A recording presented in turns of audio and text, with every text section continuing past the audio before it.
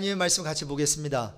빌립보서 1장 27절에서 30절까지입니다. 빌립보서 1장 27절에서 30절까지. 우리 스크린을 보시고 같이 읽겠습니다. 오직 너희는 그리스도의 복음에 합당하게 생활하라. 이는 내가 너희에게 가보나 떠나 있으나 너희가 한 마음으로 서서 한 뜻으로 복음의 신앙을 위하여 협력하는 것과 무슨 일에든지 대적하는 자들 때문에 두려워하지 아니하는 이 일을 듣고자 함이라. 이것이 그들에게는 멸망의 증거요 너희에게는 구원의 증거니 이는 하나님께로부터 난 것이라. 그리스도를 위하여 너희에게 은혜를 주신 것은 다만 그를 믿을 뿐 아니라 또한 그를 위하여 고난도 받게 하려 하심이라. 너희에게도 그와 같은 싸움이 있으니 너희가 내 안에서 본 바요 이제도 내 안에서 듣는 바니라. 2016년도 교회 표어를 이렇게 앞에 보시면 알겠지만 그리스도의 복음에 합당하게 생활하라 이렇게 정했습니다. 맨 처음 이 표어를 정할 때에 다른 ANC 온누리 교회 이제 교육자들과 함께 모여서 오늘 본문에서 그대로 따서 이렇게 문구를 정해 봤는데 개인적으로는 약간의 주저함이 있었습니다. 그 이유는 무엇인가 하면 이 그리스도의 복음에 합당하게 생활하라는 것이 저에게 윤리적인 요구처럼 들려왔기 때문이에요. 또 뭔가 살려고 하니까 부담도 되고, 아니 복음이 뭔지도 모르는데 뭘 이렇게 살아내? 좀 마음이 좀 불편했습니다. 자, 그런데 다시 한번 이 본문을 중심으로 빌립보서의 전체 문맥을 이렇게 읽다 보니까 이런 요구가 절대로 윤리적이지 않다라는 것을 깨닫게 되었어요. 여러분, 지금 바울은요 이 빌립보서를 쓰면서 여러 가지 이유 때문에 지금 쓰고 있는데, 한 가지 이유는 율법주의자들의 주장에 이제 대비해 빌립보 교인들은 그렇게 살지 말고 그리스도의 복음에 합당한 생활을 하라고 지금 말해주기 위해서 지금 이 편지를 쓰고 있는 거예요. 자, 그래서 오늘 본문은 아니지만 빌립보서 3장 1절 이하에 보면 이런 얘기를 해요. 끝으로 나의 형제들아 주 안에서 기뻐하라. 너희에게 같은 말을 쓰는 것이 내게는 수고로움이 없고 너희에게는 안전하니라 라고 하면서 개에 대해서 얘기해요. 개들을 삼가고 행악하는 자들을 삼가고 몸을 상해하는 일을 삼가라. 몸을 상해하는 일은 할례파 사람들을 얘기하는 거예요. 율법주의자들을 가리키는 얘기예요. 자, 그래서 지금 복음에 합당하게 생활하라 라고 하는 그 의미는 율법주의자들의 어떠한 그러한 생활을 본받지 말라라고 하는 거거든요. 자, 여러분, 율법주의자들, 할례파들 주장이 무엇이었습니까? 여러분, 그들은요 항상 완전함에 이르려고 애쓰는 사람이었습니다. 자, 그래서 하나님에게 받아들여지기 위해서는 무엇을 해야 돼요? 율법을 지켜야 되는 거예요. 규칙을 따라야 되는 거예요. 그리고 법칙과 윤리라는 관념을 추구하라고 이들은 가르쳤어요. 결국 뭐예요? 윤리적 이상을 추구하기 위해서는 나에게 흠이 있으면 돼요, 안 돼요? 안 돼요. 자, 그래서 몸에 살을 베고 할례를 행하고 정결 음식을 먹고, 자, 이렇게 하나님께 이쁜 행동을 하라는 거죠. 그래야 비로소 하나님이 받아주신다는 거예요. 그렇지 않으면 하나님 안 받아주실 거야. 이런 사상을 가르쳤단 말이에요. 근데 여러분, 예수를 믿는 교회 공동체에서 저와 여러분이 가져야 할 의무와 책임이 무엇일까요? 여러분, 1세기에 이거를 물어본다면 좀 문제가 됐어요. 왜냐하면 1세기 교회에서 가장 중요한 문제가 되었던 것이 있었는데 그것은 바로 율법주의적 삶이었어요. 예수를 믿는 교회 공동체에서도 가져야 할 의무와 책임은 율법을 지켜라는 거예요. 율법 지키면서 할례를 받아야 되고 어떠한 그 정결 음식을 먹어야 되고 한다라는 거죠. 자, 그런데 여기에 이제 대비해서 사도 바울은 27절에 이런 얘기를 하는 거예요. 다시 한번 27절 가볼까요? 같이 한번 읽겠습니다. 오직 너희는 그리스도의 복음에 합당하게 생활하라. 이는 내가 너희에게 가보나 떠나 있으나 너희가 한 마음으로 서서 한 뜻으로 복음의 신앙을 위하여 협력하는 것과 라고 되어 있어요. 자, 그래서 지금 사도 바울은 율법주의적인 그 삶, 그렇죠? 이 율법주의적인 삶에 대비해서 복음에 합당하게 사는 삶이 무엇인가 이걸 설명하기 위해서 지금 이 구절과 함께 오늘 본문을 말해주고 있는 거예요. 자, 그렇기 때문에 본문에 등장하는 다음 세 가지 단어가 굉장히 중요합니다. 한번 여러분 펜을 갖고 계시면 그 세 단어를 한번 언더라인 밑줄을 한번 그어보세요. 첫 번째는 뭔가 하면 한 마음이라는 그 단어가 나오죠. 그 다음에 중요한 단어가 한 뜻이에요. 그리고 세 번째로 협력.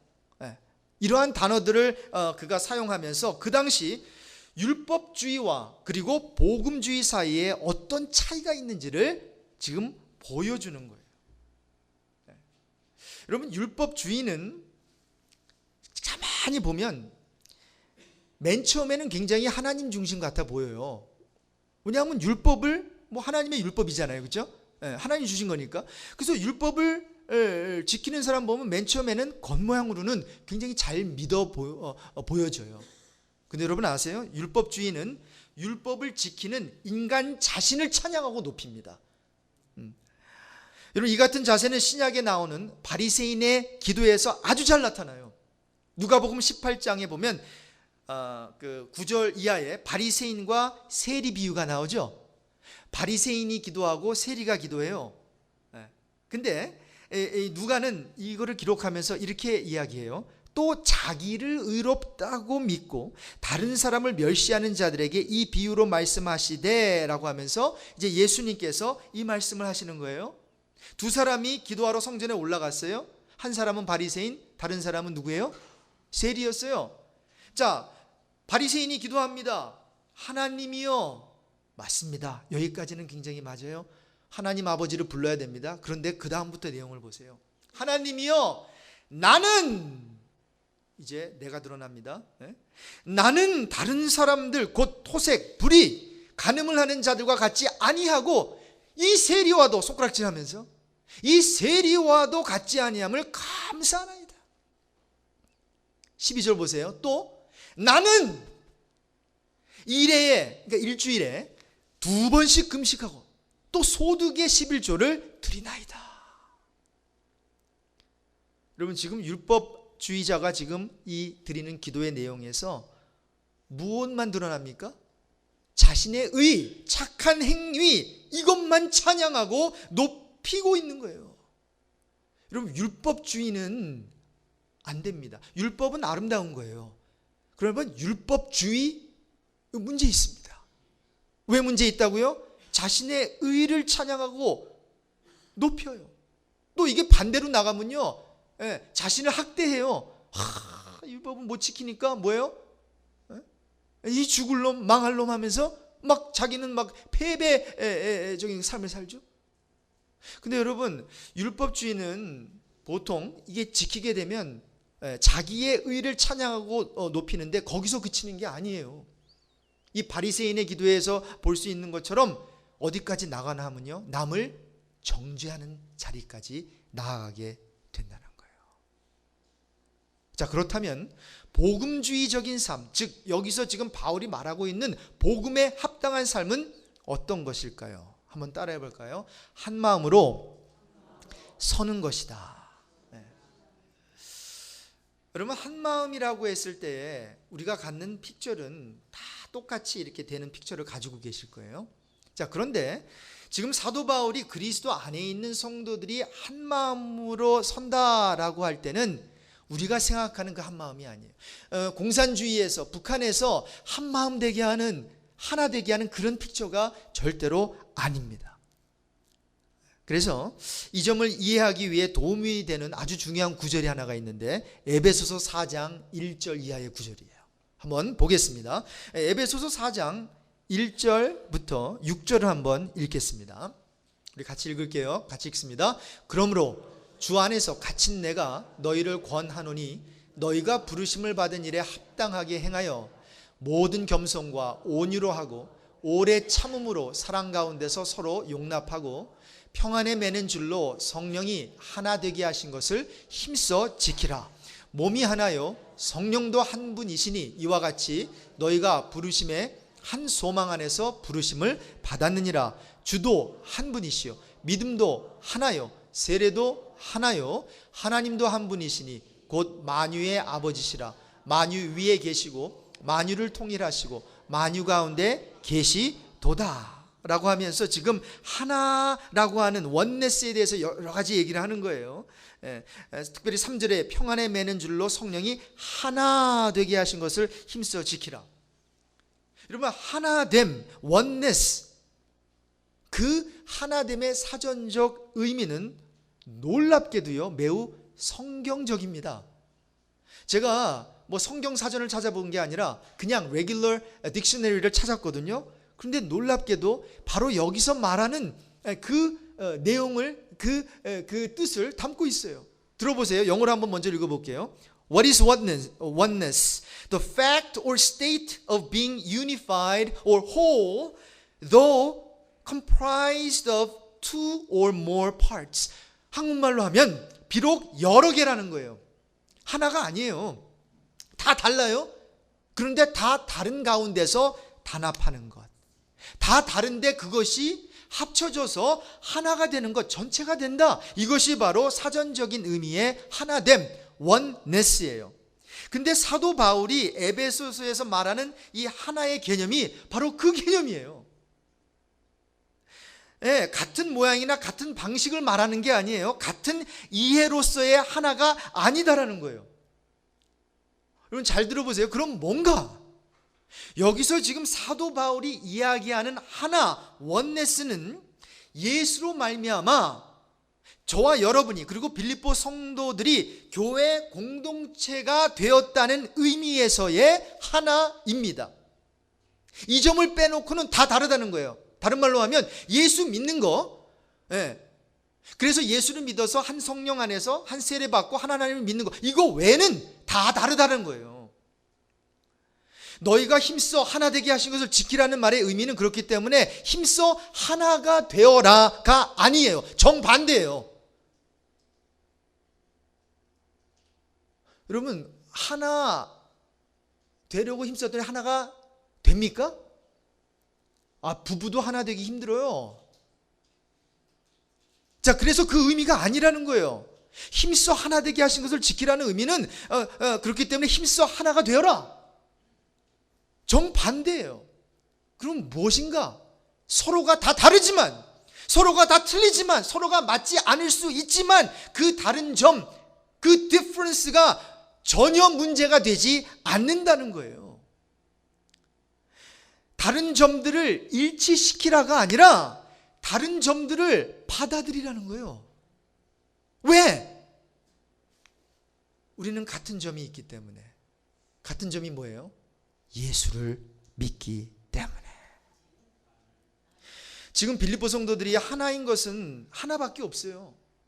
예수 믿는 거 외에, 예수의 이름으로 세례를 받은 거 외에 다 달라요. 생김새도 다르고 취향도 다르고 일을 해나가는 방법도 다 달라요. 하지만 예수를 믿는다는 것으로 하나이기 때문에 나머지는 상대적으로 덜 중요하다라는 거예요. 그래서 바울은 다른 거 달라도 괜찮아. 예수 믿는 이 한 가지 있잖아. 그거 지키고 붙들라라는 거죠. 그래서 어디까지 얘기하냐면 할례마저도 본질이 아니라는 거예요. 할례 받으십시오. 그러나 할례 받지 않아도 충분히 예수 믿고 구원 얻을 수 있다는 거예요. 왜? 무엇이 본질이니까? 예수가 본질이니까. 정결 음식을 먹고 안 먹고도 본질이 아니다라는 거예요. 예수가 본질이다. 이것을 말해주고 있는 것입니다. 여러분 바로 여기서 지금 우리 자신에게 중요한 질문 한 가지를 던졌으면 좋겠어요. 저 여러분이 이제 이 작지만 강한 교회, 우리 ANC 일랜드 오늘의 교회 일랜드 캠퍼스 섬기면서 이제 2016년도에 하나님께서 놀라운 은혜를 이제 주실 텐데 이 질문에 우리가 답을 할 수 있어야 돼요. 이 중요한 질문은 뭔가 하면 우리가, 저와 여러분이 지금 하나이고 아니고를 결정하는 근본 싸움은 무엇인가? 이 질문을 던져봤으면 좋겠어요.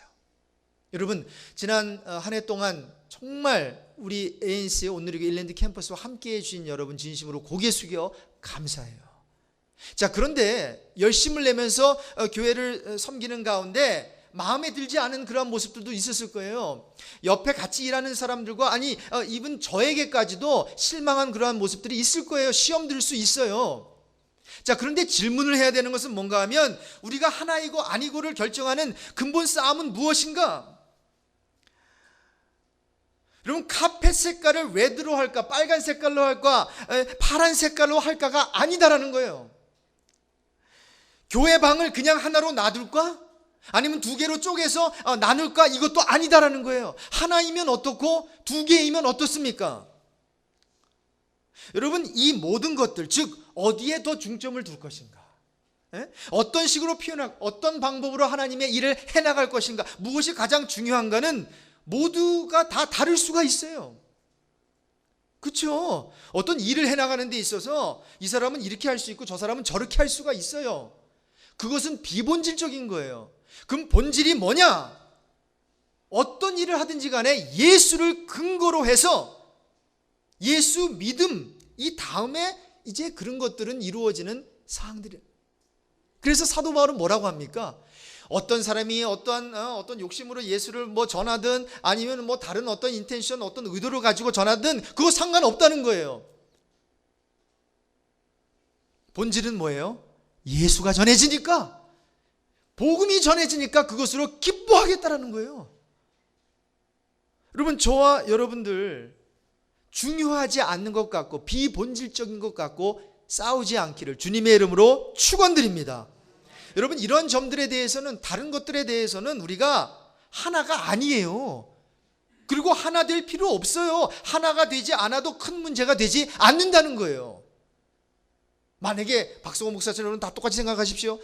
제가 블루칼러를 좋아하니까 여러분 블루칼러입니다. 그렇게 되면 안 돼요. 되지도 않지만 만약 그렇게 되면 우리는 신앙주의가 아니요, 복음주의가 아니요, 그건 뭐예요? 공산주의입니다. 또 하나의 북한이 만들어지는 거예요. 또 하나의 독재자가 생기는 거예요. 그거 아니에요. 저와 여러분이 진정으로 하나이고 아니고를 결정하는 근본 이슈는, 다시 말씀드리지만 뭐예요? 예수 한 분이에요. 예수 한 분 같이 믿으면 우리는 이미 하나인 줄로 믿습니다. 그 외의 것들은 다를 수 있어요.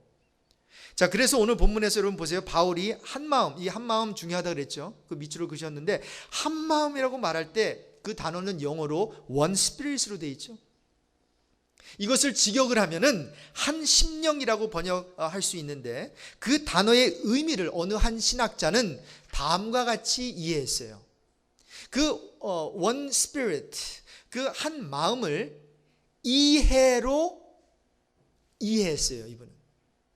이게 무슨 말인가 하면, 만일 이 같은 해석이 맞다면 지금 사도 바울은 빌립보 교회 성도들에게 지금 마음이 약간 좀 나눠져 있거든요. 특별히 거기에 두 여인이 있었어요. 근데 그 두 여인이 마음이 좀 맞지가 않는 것 같아요. 자, 그런데 그 마음이 맞지 않는 그 두 여인과 또 빌립보 교회 성도들을 향해서 지금 사도 바울은 빌립보 교회 성도들에게 서로 이해하라고 권면하고 있는 거예요. 한 마음을 품으라라고 하는 게, one spirit, 한 어떠한 그 정신으로 나가라고 하는 게 이해하라는 거예요. 근데 여러분, 여기 문제가 있습니다. 서로를 볼 때 이해가 됩니까? 이해가 되던가요?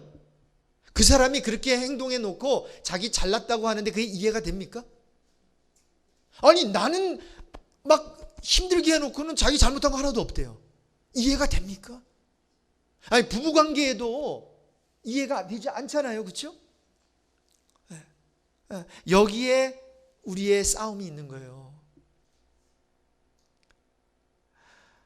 근데 참 안타까운 것은, 저를 포함해서 우리는 항상 그런 어떤 싸움과 어떠한 그런 어떤 텐션과 그런 갈등 구조에 있을 때 항상 나는 피해자요, 상대방은 가해자다라고 생각하는 거예요.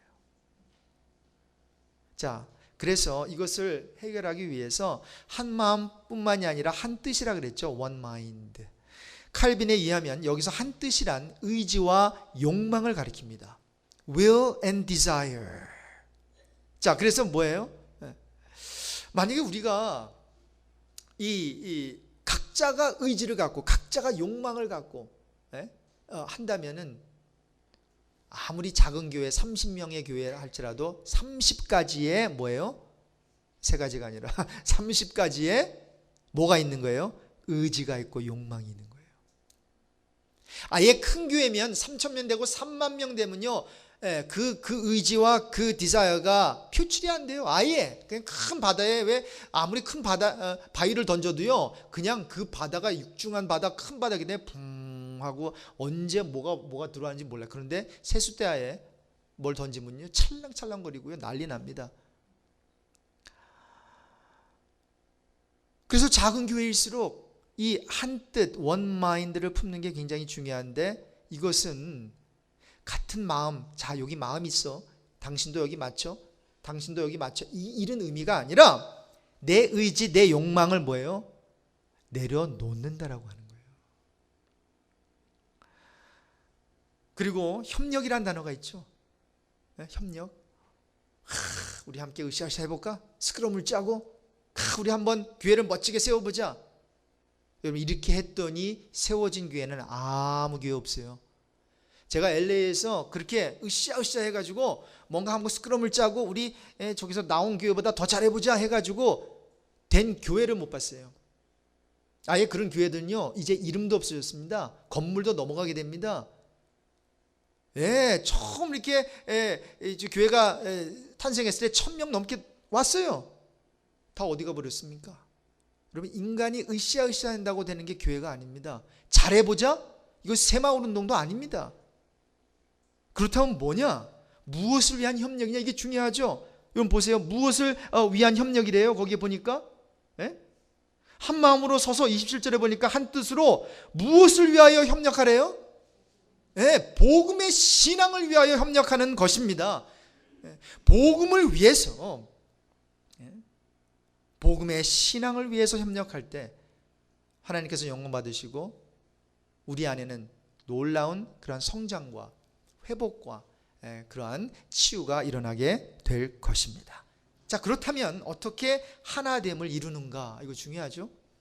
어떻게 하나됨을 이루는가? 에베소서 4장 2절 3절, 이것도 굉장히 또 중요한 본문, 그 구절인데요. 한번 에베소서 4장 2절 3절을 읽겠습니다. 모든 겸손과 온유로 하고 오래 참음으로 사랑 가운데서 서로 용납하고 평안에 매는 줄로 성령이 하나 되게 하신 것을 힘써 지키라. 자, 모든 겸손으로 하라는 것이에요. humility예요. 자, 이 말은 뭔가 하면 계속 참으라는 거예요. 끝까지 참으라는 거예요. 자, 그래서 지금 여러 차이가 참 많은데, 당신과 나 사이에는 정말 세상 요즘 말로 하면 코드가 안 맞고, 영어 표현을 하면 케미스트리가 안 맞, 화학적으로 케미스트리가 안 맞는데, 그럼에도 불구하고 우리들이 주 안에서 하나님을 믿고 예수님을 믿는 것에 대해서 하나라는 것을 기억해서 이 다른 점들을 계속해서 감수하라는 거예요. 불편해하지 말고, 뭘 불편하죠. 하루에 마음 맞는 사람들끼리 있으면 얼마나 좋겠어요. 신나요. 저도 마음 맞는 사람하고 일해봤는데 신납니다. 3년, 다른 교회 3년 할 거 1년에 해본 적도 있습니다. 정말 신속하게 눈만 탁 봐도요, 알아요. 전도사 때 그런 주임팀이 있었거든요. 눈빛만 딱 보면 선생님이 탁 갖다, 우리 부장 집사님이 탁, 우리 또 장로님이 서로가 그냥, 야, 그러니까 아주. 근데 여러분, 그거는 간혹 있는 일이고, 대부분은요 안 맞아요. 그래서 맞는 사람을 자꾸만 찾아 나서는데 저 사람이 맞나 해보니까 또 안 맞아요. 따라해 보시다. 그 인간이 그 인간이니까. 뭐 그 인간은 죄인 아니에요?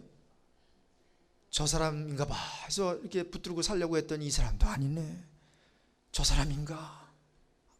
여러분, 부부관계에서도 그렇고 특별히 신앙에서요, 가장 좋은 것은 하나님께서 주신 게 가장 좋은 거예요. 여러분, 내가 선택한 게 가장 좋다고 말씀하지 마십시오. 하나님이 그냥 내 선택 하나 없이 하나님이 주신 게 가장 베스트예요. 여러분, 이 세상에서 가장 좋은 아버지가 누구예요? 하나님이 주신 아버지예요. 내 선택이 하나도 들어가지 않은 그 아버지가, 그분이 돈을 잘 벌든 그분이 뭐 착한 분이든 이거 상관이 없어요. 가장 좋은 아버지는 나에게 주어진 아버지, 나를 낳아주신 아버지예요. 여러분, 그런 면에서요, 이 세상에서 가장 값진 것은 내가 선택한 게 아니에요. 내가 선택한 거는 뭐예요? 다 꽝이잖아요. 그렇죠? 내가 선택했는데 이 사람도 아니에요. 내가 선택 저 사람도 아니에요. 그래서 뭐예요? 결혼도 그렇고 어떤 신앙 생활하는 것도 다 하나님께서 짝지어 주시고 하나님께서 허락하신 것, 그게 가장 좋은 것임을 믿습니다. 그래서 수용하는 거예요. 좀 달라도, 마음에 안 맞아도. 그렇죠?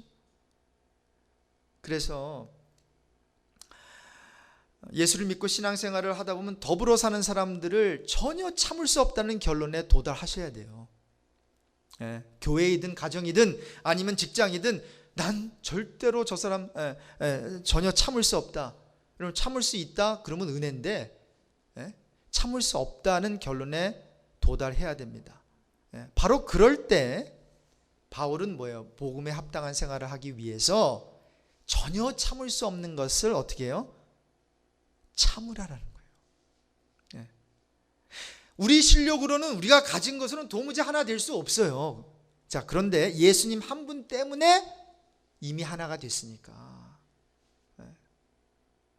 예수를 믿는 일에 있어서 이미 하나가 되었으니까, 그러니 예수를 믿는 것 외에 하나에서 10가지 모두 다르고 틀려도,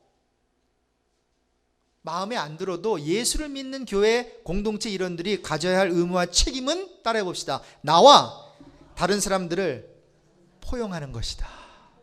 여러분, 그래야 교회가 교회다워집니다. 나하고 다른 사람을 용납하고 나하고 다른 사람을 포용하는, 여러분, 이것이 바로 저는 복음의 능력이라고 믿습니다. 여러분, 복음 안에는 구원을 주시는 하나님의 능력이 나타난다 그랬거든요. 그런데 그 구원이 누구에게 임합니까? 유대인에게도 임해요, 헬라인에게도 임해요, 종에게, 자유인에게, 남자에게, 여자에게, 그리스도 예수 안에 있는 자들 다 임하는 거예요. 그 복음을 통한 하나님의 능력, 더 나아가서 구원. 그럼 뭐가 하나예요? 유대인과 헬라인 사이에 같은 게 하나도 없습니다. 종과 자유인, 하늘과 땅 차이입니다. 남자와 여자, 겉으로 보기만 해도 틀립니다. 그런데 이렇게 서로가 다른 사람들이 모두 그리스도의 복음 안에서 뭐가 된다고요? 하나라는 거예요. 같아서 하나입니까? 아니에요. 같아서 하나가 아니에요. 그렇게 다른 자들이 예수의 복음 안에서 모두가 그분의 핏값으로 받아들여졌기에 한 식구가 됐어요. 한 식구가 됐다는 것은 이제 비슷한 사람들이 됐다는 거예요. 그래서 이제 다르지만 하나가 된 것을 인식하고 하나 된 사실을 감수하라는 것이 오늘 본문에서 말하는 복음에 합당하게 생활하는 자의 모습이라는 거예요. 자, 결론으로, 그렇다면 참된 복음을 믿는 자들의 결론은 무엇이 되어야 하는가? 자, 오늘부터 제가 52주 동안 복음에 대한 설교, 그 복음 시리즈 설교를 계속 해나가게 되는데, 오늘은 서론적이고 또 결론적인 것을 얘기해 놓고 중간에 것을 채워나가도록 할게요. 자, 믿음으로 시작해요. 복음으로 시작하는 거예요. 자, 그런데 거기에 그냥 머무르는 것이 아니라는 거예요. 이것을 잘 말해주고 있는 본문이 있습니다. 사도 베드로가 성령의 영감으로 베드로후서 1장 3절부터 7절을 이렇게 기록을 했어요. 우리 같이 읽겠습니다. 같이 읽습니다. 그의 신기한 능력으로 생명과 경건에 속한 모든 것을 우리에게 주셨으니 이는 자기의 영광과 덕으로서 우리를 부르신 이를 알므로 말미암으니라. 이로써 그 보배롭고 지극히 큰 약속을 우리에게 주사 이 약속으로 말미암아 너희가 정욕 때문에 세상에서 썩어질 것을 피하여 신성한 성품에 참여하는 자가 되게 하려 하셨느니라. 그러므로 너희가 더욱 힘써 너희 믿음의 덕을, 덕의 지식을, 지식의 절제를, 절제의 인내를, 인내의 경건을, 경건의 형제 우애를, 형제 우애의 사랑을 더하라. 여러분 잘 보세요. 신성한 성품에 참여하는 자는 아까 그 5절을 한번 올려주세요. 다시. 무엇으로부터 시작됩니까? 믿음으로. 여러분 우리의 신앙생활은 믿음으로 시작됩니다. 다른 걸로 시작되는 게 아니에요. 자, 그런데 믿음으로 시작되는 이 신앙의 여정이 어디로 나아가야 되냐면 형제 사랑으로 나아가야 된다는 거예요. 여러분 보세요. 극히 개인적인 믿음, 여기서 덕을 쌓아야 돼요. 여러분 덕을 쌓는다는 건 뭐예요? 남을 생각해 주라는 거죠. 나에게 시작된 어떤 구원의 역사가, 복음의 역사가 이제 남을 향해 나아가는 거예요. 지식의 절제를, 절제의 이제 인내를, 누구를 인내하는 거예요? 나는 나에 대해서 잘 참죠. 굉장히 관용하고 그래요.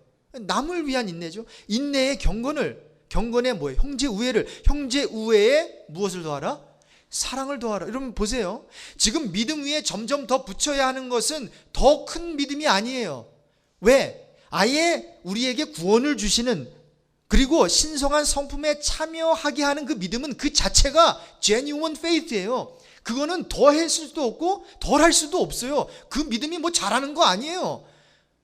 어차피 그 믿음은 선물이니까. 이게 내 것이라고 생각하니까 믿음이 온전하지 못했다가 더 좋은 믿음으로 가는 거지. 이게 하나님의 선물이면 그 믿음은 겨자씨만한 믿음도 100% 믿음인 줄로 믿습니다. 그 믿음을 통해서, 그 은혜를 인하여 저와 여러분은 구원 받는 거예요. 자, 그러니 그 믿음은 우리에게 주어졌는데 그 위에 계속해서 덧붙여야 하는 더 크고 깊은 것들은 모두 다 뭐예요? 전부 관계에 대한 것이라는 거예요. 이게 나와 하나님과의 관계에서 그냥 나 하나님만 잘 믿으면 되지, 내가 그냥 주일 성수만 잘하면 되지, 이게 여기서 끝나는 것이 아니라 어디까지 나아가야 돼요? 계속 더해지잖아요. 믿음의 덕을 더해지하면서 경건의 형제 우애를, 형제 우애의 사랑을 더하라. 그러므로 내일 모레부터 시작되는 우리 특별 새벽 기도의 주제가 사랑이라고 하는 것은 우연이 아닌 것 같아요. 이 복음과 지금 별다른 얘기를 하는 것이 아니라 이 복음에 합당하게 생활하는 그것이 바로 마지막이 뭐가 돼야 돼요? 사랑이 돼야 된다는 거예요. 자, 따라서 한국에 제가 좋아하는 박영선 목사님께서 이런 말씀을 하셨어요. 기독교 신앙의 실천사항이 도대체 뭐냐? 여러분, 기독교 신앙의 실천사항이 뭘까요? 우리가 만약에 아까 서두에 말씀드렸다시피 율법주의자들로서 신앙생활을 한다면 내가 완성을 향하여 이제 달려가는 거예요. 얼마나 나를 다듬고, 그리고 씻고, 그리고 노력하고 헌신하고 애쓰면서 그 완성을 향해서 하나님께 받아들여지기 위해서 노력하는 거예요. 그런데 기독교 신앙의 실천 사항들은 그게 아니다라는 거예요. 여러분 만약 그런 픽처를 갖고 있다면 여러분 천국 가기 싫을 거예요. 왜? 하나님은 맨날 그런 것만 요구하시는 분이니까. 천국 가서도 막 그런 거 요구하실 것 같아 막. 네? 여러분 우리 하나님은 그런 분이 아니거든요. 그거는 율법주의자들의 멘탈리티예요. 자, 그렇다면 뭐냐? 기독교 신앙의 실천사항들은 내가 완성을 향하여 나를 다듬고 씻고 노력하고 헌신하고 애쓰는 가 있지 않고 나와 다른 사람을 끌어안기 위해서 어떻게 십자가를 지는가와 연결되어 있다고 얘기해요. 무슨 말입니까? 하나님과 나 사이에 시작된 이 신앙이 결국은 완성되기 위해서는 내가 더 많이 뭐 어떤 거를 뭐 터득하고 진리를 깨달아 가지고 더 막 완성되는, 물론 그러한 어떠한 성화 과정은 당연히 있죠. 그런데 그 성화 과정이 어떻게 이루어지는가? 나와 다른 사람을 끌어안으면서, 내가 용납할 수 없는 그 사람을 용납하면서, 내가 내 자신을 부인하고 나의 어떠한 자존심을 내려놓고 십자가를 짊어짐으로 기독교 신앙의 실천 사항들이 이제 하나하나 이루어진다라는 거예요. 그러니까 얼마나 아름답습니까? 온전한 믿음을 가진 사람들의 삶을 보니까 다 사랑하고 용납해요. 나하고 다른 사람이라고 문전박대하지 아니하고, 오히려 저 사람은 나하고 다른 사람이니까 오히려 나에게 필요한 사람이겠지. 마치 볼트와 너트가 같이 있어야 이게 탁 잠기고 이렇게 하는 것처럼 말이죠. 여러분, 이제 한 해가 시작됩니다. 우리 교회가 이번 2016년도에 이제 하나님께서 놀라운 비상을 우리 교회뿐만 아니라 이 지역에 있는 교회들에게 그 비상하는 한 해가 될 수 있도록 하나님께서 힘을 주실 텐데, 얼마도 되지 않은 우리 100여 명 우리 성도들의 마음이 혹시 나눠져 있다면 우리는 테이크 오프, 힘차게 비상할 수 없어요. 누군가가 발목을 잡고 있고 누군가가 뭔가 떠오르려고 하는데 이렇게 돼 있다면 우리 교회 소망 없어요. 자, 그렇기 때문에 이제 다락방도 지금 다시 한번 재구성을 하게 되는데요. 이제 저는 우리 리더십들이 저에게 그렇게 말씀했어요. 우리 구조조정을 하면서 개척교회 하는 것처럼 정신으로 한번 해봅시다. 그 말은 뭔가 하면 하나님의 일을 위해서 헌신하고자 자원하는 사람 중심으로 저는 일할 것입니다.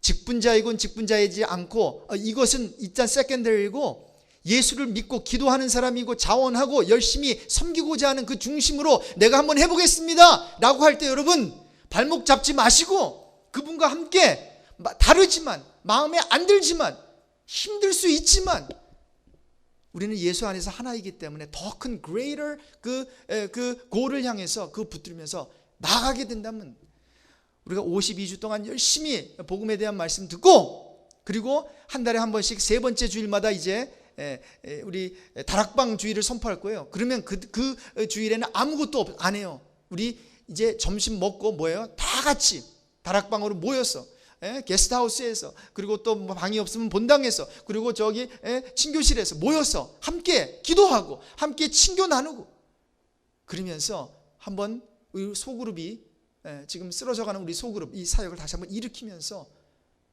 그렇게 나아가면 여러분 우리 교회만 잘 되는 것이 아니라 여러분 신앙 삶이 더욱더 풍요롭게 될 줄로 믿습니다. Are you ready? 여러분 준비되셨습니까? 저는 굉장히 익사이팅합니다. 1부 때부터 시간이 안 가요. 보통 때 제가 이렇게 설교하면 벌써 15분이 돼야 되거든요. 근데 아직 12시밖에 안 됐어요. 여러분 이거는 지금 시간이 굉장히 빨리 가다가요. 시간이 굉장히 느리게 간다는 그 느낌을 하나님께서 저에게 지금 1부 예배 때부터 계속 주시고 계세요. 그 의미가 뭘까요? 참 신기해요. 이 정도 설교했으면 지금 12시 15분이 되는데 12시밖에 안 돼요. 여러분은 그걸 느끼지 모르겠는데 저는 지금 굉장히 느껴요. 여러분 거기에 하나님의 놀라운 어떠한 그 섭리와 어떠한 계획과 뜻이 있다고 저는 생각이 돼요. 내가 바로 태양을 멈추게 하신 그 하나님 있죠.